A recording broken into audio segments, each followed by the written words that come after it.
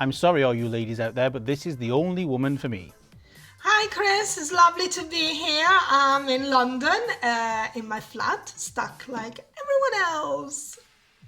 So tell everybody who doesn't know who my future wife is going to be. Who is Romina Puma? My name is Romina Puma. Grr, meow. Puma because, well, Puma is my surname. There's not much else to say about it. And I'm a stand-up comedian. Kris Puma. Sounds quite nice, no? How long have you been living in England now? I've been in London for 10 years. I moved to London on the 5th of April 2010, so just about over a couple of weeks, 10 years. But what made you go to London? Why London? I moved here for work, simple as that. Not because I didn't have a job in Italy, but it was just getting a little bit difficult to get to the end of the month. So I moved here to London and I found a job in no time, and that was making me earn enough money to have, a normal life without struggling to get to the end of the month. A good enough reason as any. So what got you into stand-up comedy? Stand-up comedy, well, because that is what they do here in the UK. When I used to do comedy in Italy, I was playing more characters. I did a few monologues, but mainly characters. And then I moved here and I discovered stand-up. I wasn't aware of it when I was in Italy, and then I fell in love. I just love this style that is pretty much like, go on stage, be yourself, talk about whatever you want, and sometimes have a bit of an interaction with the audience as well. I just like it. I think with stand-up I found a little bit more my voice in comedy. I didn't realise. So it was something that you did before you went to England then. So tell us about the first time you were on stage. My first ever gig was in 2009, January, I think, 2009. It was my very, very first gig in the suburbs of Milan in a bar where I was playing the character of an estate agent, which was also my actual job during the day. So I had a lot of material out of it, and I can't remember exactly the jokes that I was telling at the time, but it was mainly, taking the mickey out of the customers, asking for either silly questions or wanting, impossible houses at impossible prices. But an estate agent, one of the most hated people in the world. Do you think we Brits find stand-up funnier than people in Italy? But probably stand-up is more popular here in the UK, but just because it is an Anglo-Saxon style, which is starting in Italy to get more popular slowly, but I don't think there is people find it funnier here in the UK rather than in Italy. It's just years ago we weren't aware of stand-up, so now I think it's getting more known, and I think people enjoy it. So Italy is just a little bit behind, that's all. Like England with COVID-19, just a little bit behind Italy. What kind of jokes can you tell in the UK that you can't really tell in Italy? But I don't think that there are any jokes that I can't really say in one language or the other. I think it all goes down to the audience that you have in front of you. People say that I have quite a dark sense of humor, and I'm pretty graphic. And that is my style, so obviously you can't be everyone's cup of tea, so Some people like tea with milk and some without. sometimes just the audience is not with you, so that is it doesn't come to wherever I perform in Italy or in the UK. I think it just depends on who you have in front of. That I can't really. I just tell my jokes. These are my jokes. You either like it or not, and you don't like. People don't like it in here in the UK, and people don't like it in Italy, or the other way around. They might like it, they might don't. Who knows? Whatever. I do it anyway, so who cares? As long as I amuse myself. So is that why you went to the UK? Because we prefer dark humour? No, that wasn't the reason why I moved to the UK. I moved because I needed a job. I needed to earn enough money to to survive. But after a couple of years, I was here in the UK. Actually, my material until a few years ago, 7 years ago, more or less, when I did my first show, ish. It wasn't dark at all. I was pretty mainstream, let's say, silly and stuff like that. Then slowly, it's been a process. I became darker and darker, probably because I write material based on things that happens to me personally. So probably my life became darker and darker. Or I see the dark side of things. I don't know, but yeah. Yeah, no, that wasn't the reason why I moved to the UK. UK made me dark. The UK made you dark. It can happen. Many people I've spoken to recently about stand-up, when I've tried to invite them to come to the English stand-up here in Milan, they say, no, it's only about sex. I don't want to listen to jokes about sex. What do you have to say to these people? Well, I wouldn't say that is all about sex, but a good sex joke, it's not bad. It's good to have a good sex joke, or like, dating stuff and all that kind of things. It's always good to have a little bit. And then if you don't like it, well, you can always walk out of the room. What can I say? Yeah, well, I had in my first show a whole routine about a whole section in my show. It was all about sex and disability. I was showing a chart of a Kama Sutra for people on a wheelchair, and that was great fun. People remember me mainly for all that part of the show. All the rest of the show, nobody could remember what else was in that show. But that you talk about sex. Yeah, okay, yeah. But yeah. The Kama Sutra for people in wheelchairs. Interesting. You need to write a book about it, if there's not one already. Do you have a specific way that you deal with hecklers? Well, no, hecklers, I've been lucky that I haven't had many hecklers in my career, if we can call it that. I had only a couple of episodes, and one was in Edinburgh during the Fringe. I was doing my show, and I had a second row full of these middle-aged guys from Glasgow, and they tried a few times, to heckle me.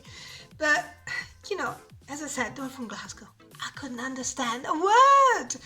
So after a couple of times I said, look guys, you seem really nice and you're trying hard to heckle me, but I can't understand a word you're saying. To everything you say just whoosh goes over my head, so I can't really get back to you. So you either stop or you can carry on and you'll never get an answer because whatever. And then another time, so then they stopped, fortunately. They enjoyed the show though.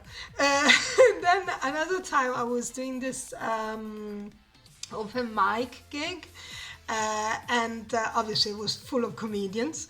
But there were a couple, one for sure, because it was the one that heckled me. But there was also another audience member, one or two, I don't know. Let's say up to 3 people max that were there. And this guy, middle-aged as well, he was pissed. He was off his face, completely off his face. He heckled everyone, literally everyone, everything that went on stage. He had something to say about it. And it wasn't really that, that clever heckle, something constructive. No, it was just, just for the sake of it, of interrupting the comedian. So then I went on stage and I was talking about, that I was single, I was looking for a boyfriend and blah, blah, blah. And then he came up and said, "Oh, I can be your boyfriend." And I was like, "Well, I'm desperate, but not so much." And everyone was in stitches, so I shut him up. There you go. Yeah, no, I'm really proud when I can get back to hackles quickly and with something funny. It's very good. So that should be the way of getting back to hecklers. Hey, you have to be very quick on your feet. Otherwise you could end up standing there in silence. I've seen that happen a few times. Have you ever heckled your fellow comedians? No, I don't. That is mean. No, I don't do that. Unless, I think unless you have a very, very clever heckle, I think you should just shut the fuck up.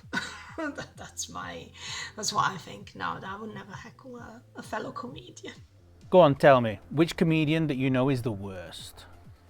No, I'm not gonna ditch anyone. No. I don't have anyone in mind who I would say that is not a good comedian. No. So I'm a nice girl, so I don't do that. Sorry, Kris. A nice girl sometimes, I'm sure. Have you ever told a joke that was just dead in the water? Well, I got plenty of jokes that didn't work. It's just that I can't remember those because I have a very, very short memory. And so I remember things in a very short period of time. So if something doesn't work, and I tried a few times, it just doesn't work, I just delete it from my hard disk. Just goes in the bin. I just can't remember that. I have plenty, obviously. I've been doing comedy for 11 years now, so plenty of those, but no, I can't remember really one in particular. Sometimes I have some jokes that they never work and they never will. But I keep them because I like them, so I keep them just for my own amusement. I don't care, I just like them, so I keep them. Fuck it. Now in this period, everyone's doing Instagram lives or Facebook lives. How difficult or is it easy to do stand-up on a live stream on Instagram or Facebook? Well, live now we're all streaming live, and I'm doing it as well on Facebook. Now I've done about 4 or 5 episodes of Il Puma in Gabbia, which is a new edition for this lockdown situation. But I can't really say that we are doing stand-up. It's more like some sort of a chat and podcast where we talk about things that happen to us during the week, and we try to make it light and funny.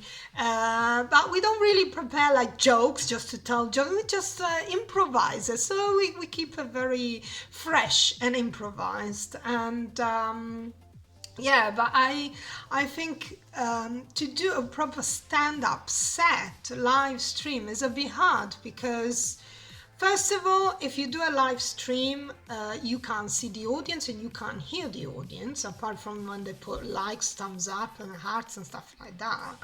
But you need the laughter, you need that. And even if you do it like, I don't know, you do like a Zoom sort of meeting thing, there is always a problem with the connection.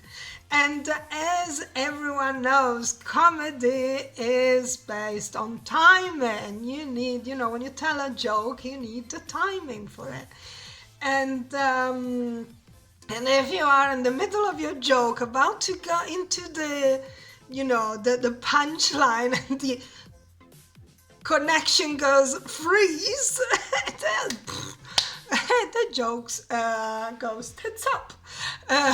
So yeah, it is tricky, I think, to have some proper live comedy. Probably have to wait until we can go back to the pubs and bars to have our proper live with people there, touching people.